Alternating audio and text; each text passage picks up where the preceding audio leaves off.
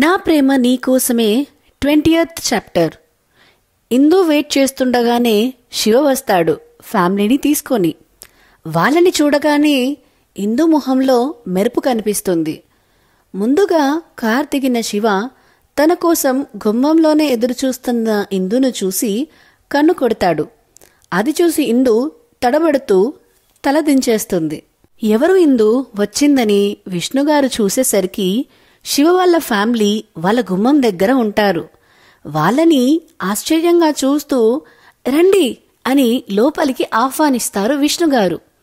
రాధిక గారు కూడా వాళ్ళని చూస్తూ ఆశ్చర్యపోతారు.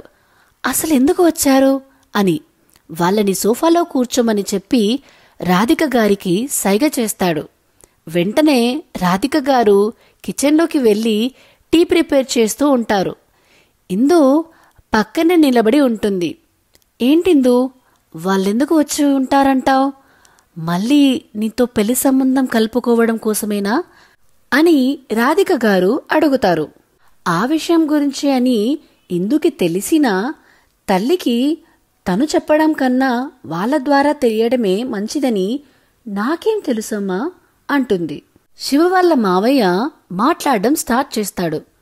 చూడు విష్ణు, మనం ఇందు ఇంకా శివ పెళ్లి గురించి మరోసారి ఆలోచిస్తే మంచిదని మేము అనుకుంటున్నాము అని అంటారు శివ వాళ్ళ మావయ్య. అవును బావగారు, అయిందేదో అయ్యింది. ఆ ముహూర్తం మన పిల్లలకి కలిసి రాలేదనుకుని ఇంకో మంచి ముహూర్తం చూసి వాళ్ళ పెళ్లి చేద్దాం అంటారు శివ తండ్రి సదానందం గారు. విష్ణుగారికి రాధిక గారికి కూడా ఆ మాటలు నచ్చి సంతోషపడతారు. కానీ ఇందు నిర్ణయం ఏంటి అని తనని పిలవగానే ఇందు కిచెన్లోంచి బయటికి వచ్చి తండ్రి పక్కన నిలబడి తనకి ఓకే అన్నట్టు చిన్న స్మైల్ ఇవ్వగానే విష్ణుగారు సంతోషంగా సరే బావగారు, మాకు కూడా ఇష్టమే అని అంటారు. కానీ అంకుల్, ఇప్పుడు పెళ్ళి అప్పట్లా గ్రాండ్గా కాకుండా చిన్నగా మన దగ్గరి వాళ్ళ మధ్య గుడిలో సింపుల్గా చేసుకోవాలి అనుకుంటున్నాను అని అంటాడు శివ. ఇందుకు కూడా అలాగే అనిపిస్తుంది. అవును నాన్న, ఈసారి ఎలాంటి హడావిడి లేకుండా సింపుల్గా జరిపించండి అనడంతో సరే మీ ఇష్టం అనేస్తారు ఇరువైపు పెద్దలు. ఆలోపు రాధిక గారు ఇందుని పిలిచి వాళ్ళకి టీ తీసుకెళ్లి ఇవ్వమంటారు. ఇందు ఆ ట్రే తీసుకుని అందరికీ ఇస్తూ శివ దగ్గరికి రాగానే సిగ్గుతో చూస్తూ ఉంటది శివని. తనని చిన్న స్మైల్తో అలాగే చూస్తూ టీ తీసుకుని కన్ను కొడతాడు. ఇందు తడబడి అక్కడి నుంచి కంగారుగా వెళ్ళిపోతుంది లోపలికి. 10 రోజుల్లో ఇందు శివుల పెళ్లికి ముహూర్తం సెట్ అవుతుంది. వాళ్ళు అన్నట్లే సింపుల్గా అయిన వాళ్ళ మధ్య గుడిలో పెళ్లి జరిపిస్తారు. అప్పగింతల కార్యక్రమం తర్వాత అత్తారింటికి చేరిన ఇందుకి లక్షణంగా గృహప్రవేశం జరుగుతుంది. ఇంట్లోకి చేరగానే దేవుడికి దీపం వెలిగించి నా కుటుంబానికి ఎప్పుడూ నీ ఆశీర్వాదం ఉండేలా దీవించు తండ్రి అని మొక్కుకుంటుంది.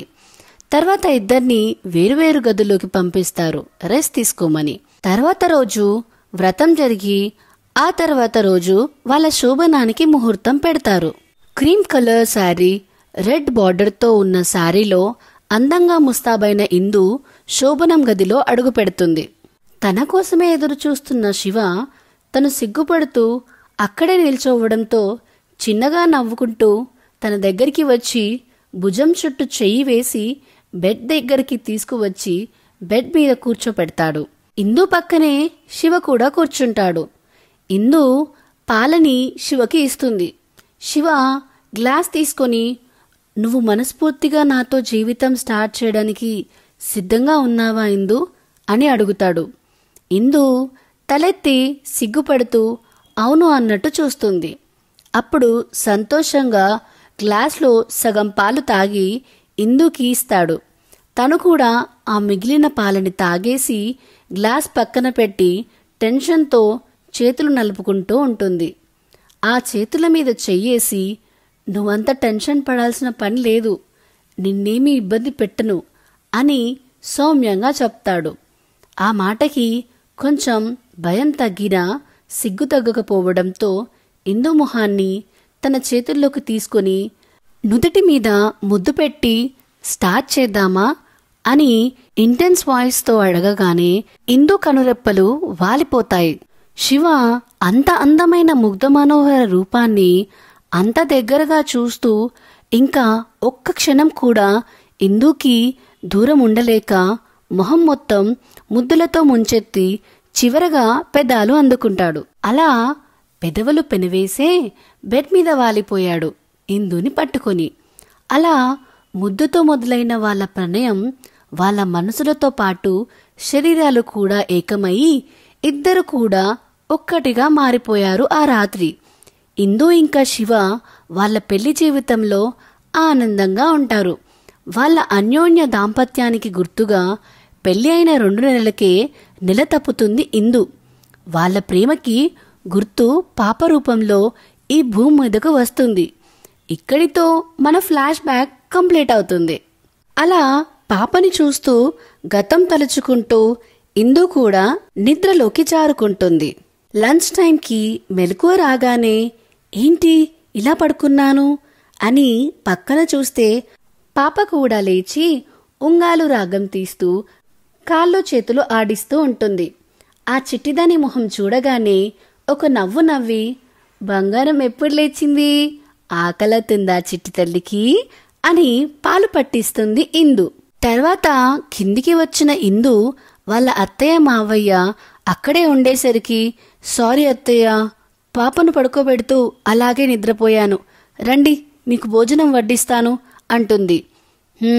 మేం తినేశాం కానీ పాపని మాకిచ్చి నువ్వెళ్ళి భోజనం చేసేయ్ అంటుంది నర్మద గారు. సరే అని పాపని తనకు ఇచ్చి తను భోజనం చేస్తూ ఉంటుంది. ఇంకా నేను మళ్ళీ జాబ్ జాయిన్ అవ్వాలి, పాప ఎలాగూ సాలిడ్ ఫుడ్ తింటుంది కాబట్టి అత్తయ్య వాళ్ళు చూసుకుంటారు, ఇక నేను జాబ్ జాయిన్ అయితే బెటర్ అని ఫిక్స్ అయ్యి ఆ విషయం శివతో చెప్పాలి అని డిసైడ్ అవుతుంది. ఈవినింగ్ శివ కోసం వెయిట్ చేస్తూ ఉంటుంది ఇందు. అప్పుడే ఇందు వాళ్ళ అమ్మ రాధిక ఫోన్ చేస్తుంది. హలో అమ్మా, ఎలా ఉన్నావు, ఏం చేస్తున్నావు అంటుంది. చేయడానికి ఏముందిలే, మీ నాన్న ఇంకా ఇంటికి రాలేదు, నాకేమో పొద్దు గడవట్లేదు, పాప ఏం చేస్తుంది, ఎలా ఉంది అని అడుగుతుంది రాధిక. బాగుందమ్మా, వాళ్ళ నాన్నమ్మ తాతయ్యలతో ఆడుకుంటుంది అని చెప్తుంది ఇందు. ఒక 4 రోజులు ఇక్కడికి రావచ్చు కదా ఇందు, మాకు కూడా పాపని చూడాలనిపించదా ఏంటి, మాకు మాత్రం నువ్వు కాక ఇంకెంతమంది పిల్లలున్నారే అని బాధపడుతుంది. ఇందుకు కూడా అనిపిస్తుంది తను కూడా అమ్మ వాళ్ళని చూడక చాలా రోజులయ్యిందని, శివని ఒకసారి అడిగి చెప్పాలని ఫిక్స్ అయ్యి, మీ అల్లుడు రాగానే అడిగి చెప్తానమ్మా, ఆయనకెప్పుడు వీలైతే అప్పుడు వస్తాం అంటుంది. అల్లుడు గారికి కుదిరినా కుదరకపోయినా నువ్వు పాపని తీసుకొని రా, కావాలంటే మీ నాన్నగారిని పంపిస్తా అంటుంది. సరేలేమ్మా, చూద్దాం, ఆయనతో మాట్లాడి ఏ విషయం అనేది చెప్తాను, సరే మరి ఇంకా ఉంటాను, బాయ్ అని చెప్పి కాల్ కట్ చేస్తుంది ఇందు. అప్పుడే శివ లోపలికి వస్తాడు. ఇందు ఎదురెళ్ళి శివ చేతిలో బ్యాగ్ తీసుకుని, ఫ్రెష్ అయ్యి రండి, కాఫీ తెస్తాను అని బ్యాగ్ పక్కన పెట్టి కిచెన్లోకి వెళ్తుంది. అలాగే అని చెప్పి శివ తన రూంలోకి వెళ్తాడు. ఇందు కాఫీ తీసుకుని శివ కోసం వెళ్ళే అప్పుడే పాపని నర్మద గారు తీసుకొచ్చి, ఇందు, పాపకి ఆకలిగా ఉన్నట్టుంది, పాలు పట్టించు అనగానే సరే అత్తమ్మా అంటూ ఒక చేతిలో పాపని పట్టుకుని ఇంకో చేతిలో కాఫీ తీసుకుని శివ దగ్గరికి వెళ్తుంది. శివని చూడడంతోనే పాప నవ్వుతూ ఊ ఊ అంటూ శివ దగ్గరికి పోవాలి అని చూస్తూ ఉంటుంది. నా బంగారు తల్లి అని అంటూ శివ పాపని తీసుకుంటాడు. రాక్షసి, ఎప్పుడు తనతో ఉండే అమ్మ కన్నా నీకు నాన్నే ఎక్కువ అని చిరుకోపంగా అంటుంది. ఎప్పుడు కూతుర్లకి అమ్మ కంటే నాన్న అంటేనే కొంచెం ఎక్కువ ఇష్టం ఇందు, అందుకే తండ్రి లేకుండా ఆడపిల్లలు పెరగడం అంత ఈజీ కాదు అని చెప్తాడు. అవును, నేను కూడా మా అమ్మతో కంటే నాన్నకే ఎక్కువగా క్లోజ్ అని చెప్తూ శివ పక్కన కూర్చొని భుజం మీద తల వాల్చుతుంది. ఒక చేతిలో కూతుర్ని పట్టుకొని ఇంకో చేతితో ఇందు చెంప నిమ్మురుతూ, ఏమైనా చెప్పాలా అని సున్నితంగా అడుగుతాడు శివ. అంటుంది. ఏంటి మరి చెప్పు అంటాడు శివ. ఓ ఇదేనండి నా ప్రేమ నీకోసమే 20th చాప్టర్. మీరందరూ దక్ష కోసం వెయిట్ చేస్తున్నట్టున్నారు. తీసుకొద్దాం, దక్షను కూడా తీసుకొద్దాం, కానీ కొంచెం టైం పడుతుంది. మళ్ళీ వాడికి ఒక హీరోయిన్ కావాలి కదా, హీరోయిన్ లేకుండా వాణ్ణి తీసుకురావడం సరికాదు కదా. సో మీకు ఈ స్టోరీ నచ్చితే లైక్, షేర్, కామెంట్ అన్నీ చేయండి. అండ్ ఇలాంటి మరిన్ని వీడియోల కోసం మన ఛానల్ ది నావెల్ విస్పరర్ని సబ్స్క్రైబ్ చేసుకోండి.